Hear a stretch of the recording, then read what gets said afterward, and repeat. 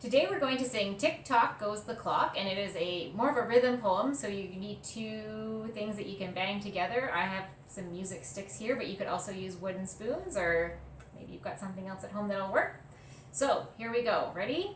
Tick tock goes the clock, waiting for someone to knock, knock, knock. Oh my, it's a cat. Meow. Tick tock goes the clock, waiting for someone to knock, knock, knock. Oh my, it's a bunny. Hop, hop. Tick tock goes the clock, waiting for someone to knock, knock, knock. Oh my, it's a duck. Quack, quack. Tick tock goes the clock, waiting for someone to knock, knock, knock.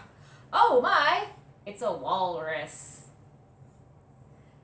Tick tock goes the clock, waiting for someone to knock, knock, knock.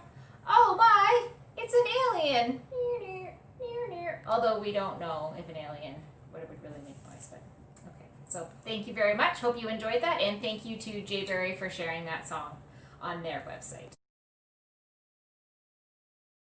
So here's another song that you can sing with the animals that were provided in the kit. It is called So-and-so Has an Animal on Their Head. So I'll sing it with the cow first, and then I'll sing it with the pig to give you an idea. Are you ready? So it goes, Melissa has a pig on her head. Melissa has a pig on her head. Melissa has a pig on her head, and she'll keep it there all day. Now, you can also change up where you put the animal. So this time we'll sing, Melissa has a cow on her shoulder. Melissa has a cow on her shoulder.